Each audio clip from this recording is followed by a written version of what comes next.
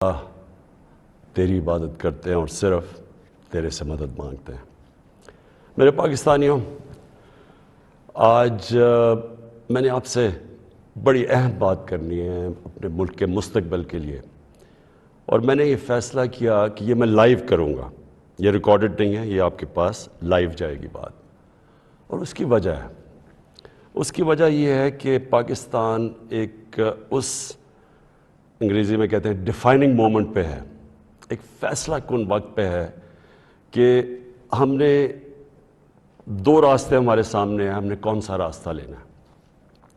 लेकिन मैं चाहता हूं कि इससे पहले ये मैं जो अपनी आपसे दिल की आज बातें करूंगा, उससे पहले मैं सिर्फ अपनी कौम को बताना चाहता हूं कि मेरी तरह का आदमी पॉलिटिक्स में आया क्यों।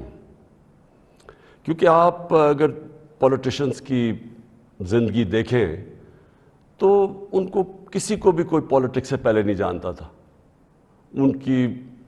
उनकी कोई बड़े कम ऐसे लोग हैं जिन्होंने ज़िंदगी में कोई चीज़ अचीव भी किया हो।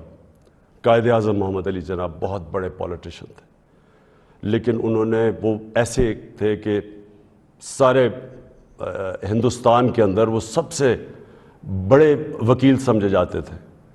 तो एक वो यानी उनकी हैसियत थी पॉलिटिक्स पे आने से पहले।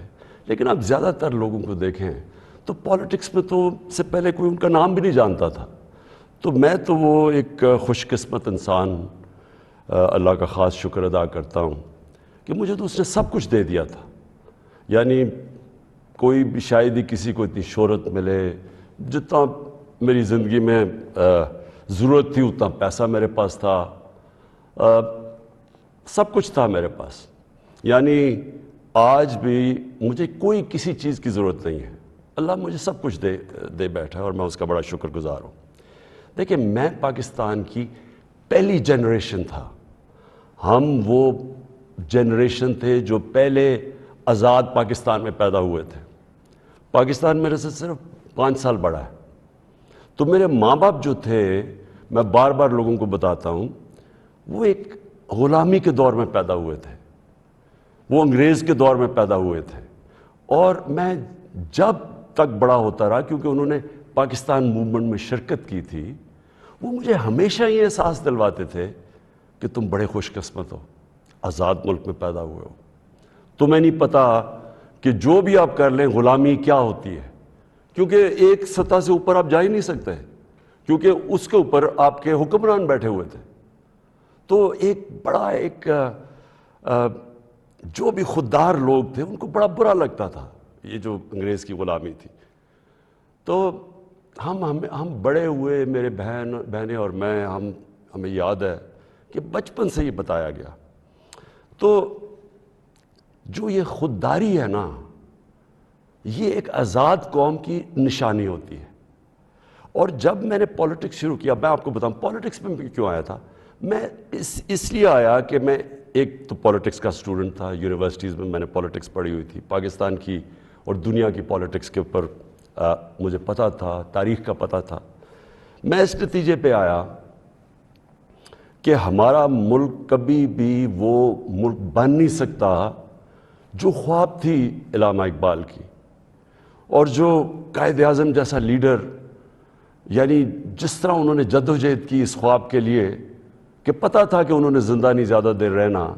और अगर आप उनकी तारीख़ पढ़ें कि जिस तरह उन्होंने केस लड़ा पाकिस्तान का बीमारी की हालात में, तो ये हमारे ये फाउंडिंग फादर्स थे। तो जो पाकिस्तान का मकसद था वो तो एक बड़ा अजीम मकसद था कि हमने एक इस्लामी फलाई रियासत बनना था। ये हमारी करारदाद पाकिस्तान में ये लिखा हुआ है हमारे फाउंडिंग फादर्स का कि हमने एक, जब हम कहते हैं इस्लामी फलाई रियासत, तो ये सीधा चला जाता है मदीना की रियासत पे, क्योंकि हमेशा मुसलमान उसको मॉडल समझता है अपना। जो सुनहरी दौर इस्लाम का है वो मदीना की रियासत थी। तो जब मैंने 25 साल पहले पॉलिटिक्स शुरू की, तो मैंने अपनी जो हमारे मैनिफेस्टो थे उसमें 3 चीज़ें रखी। इंसाफ, और इंसाफ फिर मैं क्वालिफाई कर दूं, इंसाफ होता ये है कि ताकतवर कमज़ोर के लिए एक कानून होता है। और जो नबी सल्लल्लाहु अलैहि वसल्लम ने कहा था کہ تمہارے سے پہلے بڑی قومیں تباہ ہوئیں، جدھر طاقتور چوری کرے تو اس کو سزا نہ ملے اور صرف کمزور چور، چھوٹا چور جیل میں جائے۔ انہوں نے کہا قومیں تباہ ہو جاتی ہیں۔ تو جس طرح حضرت علی رضی اللہ تعالیٰ نے کہا تھا کہ کفر کا نظام چل جائے گا لیکن ظلم اور ناانصافی کا نظام نہیں چل سکتا۔ تو یہ بیسس ہے ایک انصاف، اور دوسرا انسانیت، رحم ہوتا ہے ایک اسلامی ریاست میں، جو کہ مدینہ کی ریاست میں پہلی فلاحی ریاست بنائی گئی تھی، جو میں بار بار لوگوں کو کہتا ہوں۔ تو یہ میرے دو ایمز تھے، اور تیسرا تھا خودداری۔ ایک مسلمان قوم غلام قوم نہیں بن سکتی۔ جس قوم کا نعرہ تھا پاکستان کا مطلب کیا، لا الہ الا اللہ، لا الہ الا اللہ کا تو مطلب ہی ہے کہ سوائے اللہ کے آپ کسی کے سامنے نہیں جھکتے، وہ شرک ہے۔ سب سے بری چیز اللہ کو لگتی ہے کہ جب آپ کسی کو بھی اللہ کی جگہ پہ رکھتے ہیں۔ تو یہ غلامی جو ہوتی ہے، یہ جب آپ کسی کی بھی پیسے کی غلامی، خوف کی غلامی، یہ سب شرک ہے، کیونکہ لا الہ الا اللہ انسان کو آزاد کرتا ہے۔ یہ تین تھے میرے، آج سے 25 سال پہلے آپ دیکھیں کہ میں مینیفیسٹو میں یہ تین چیزیں لکھی تھی۔ مجھے لوگ کہتے ہیں عمران صاحب آپ اسلام کا نام استعمال کرتے ہیں۔ میں اگر میرے میں اللہ ایمان نہ ڈالتا، میں پولیٹکس میں کیوں آتا؟ جس آدمی کے پاس سب کچھ ہے، مجھے یہ بتائے وہ اپنی زندگی کے 22 سال خرچ کرے گا ایک سٹرگل میں، اور 14 سال تو تھوڑے سے لوگوں کے ساتھ تھا، 14 سال تو مذاق اڑتا تھا میرا، تو میں کیوں پولیٹکس میں اتنی دیر کوشش کی جس کے پاس سب کچھ تھا؟ مجھے اتنے لوگوں نے کہا کہ عمران صاحب آپ کو ضرورت کیا تھی پولیٹکس کی؟ میں یہ سچ آپ کو بتا رہا ہوں، بار بار مجھے لوگ کہتے ہیں آپ کو پولیٹکس میں آنے کی کیا ضرورت تھی؟ یعنی صرف آپ کو ضرورت ہی ہو تو آپ پولیٹکس میں آئیں، آپ کوئی نظریے کے لیے نہ آئیں، کوئی آپ کی بڑی ایمبیشن نہ ہو۔ ایک میں اپنے سارے جو، اور خاص طور پہ میں چاہتا ہوں میرے جو نوجوان ہیں وہ آج میرا بڑا غور سے سنے جو میں نے آپ سے بات کرنی ہے۔ دیکھیں، ایک مولانا رومی کی ایک سینگ ہے۔ مولانا رومی کہتے ہیں کہ جب اللہ نے آپ کو پر دیے ہیں تو آپ کیوں چونٹیوں کی طرح زمین پہ رینگ رہے ہیں؟ اس کا مطلب یہ ہے کہ اللہ نے ہمیں اشرف المخلوقات بنایا ہے، سب سے بڑی مخلوق، فرشتوں سے اوپر درجہ دیا ہمیں۔ فرشتوں کو کہا انسان کے سامنے جھکو، اور شیطان کو اس لیے نکالا گیا، وہ عبادت بڑی کرتا تھا، اس نے ان کا حکم نہیں مانا، اس میں تکبر تھا، اس نے کہا میں نہیں جھکتا۔ اللہ نے ہمیں پر دیے ہیں۔ مسئلہ ہمارا یہ ہے کہ ہم، کیونکہ ہمارے میں ایمان کی کمی ہوتی ہے، کیونکہ ہم اور خداؤں کی پوجا کرتے ہیں، جو سب سے بڑا جو شرک ہے وہ پیسے کی پوجا کرتے ہیں، خوف کی پوجا کی، جو وہ بڑی سپر پاور ہے، اور اگر ہم نے یہ نہ کیا تو ہم تباہ ہو جائیں گے۔ یہ خوف کا بت ہے۔ ہم انسان چونٹیوں کی طرح رینگتا رہتا ہے۔ تو پاکستان، میں نے اس کی اونچ نیچ دیکھی ہے۔ ہم نے شروع میں، ہم چھوٹے تھے، ہمیں یاد ہے جب پاکستان ایک تیزی سے اوپر جا رہا تھا، ہماری مثالیں دی جاتی تھیں۔ میں جب سکول میں تھا پاکستان کی مثال دی جاتی تھی، یہ ساؤتھ کوریا پاکستان آیا تھا سیکھنے کے لیے کہ کیسے آگے بڑھا ہے۔ ملیشیا کے شہزادے میرے ساتھ سکول میں پڑھتے تھے، یہاں سیکھنے آتے تھے۔ سارا مڈل ایسٹ سے لوگ یہاں پاکستان کی یونیورسٹیز میں آتے تھے۔ ہم اوپر جا رہے تھے، ہمارا ماڈل لوگ دیکھتے تھے، مثال دی جاتی تھی۔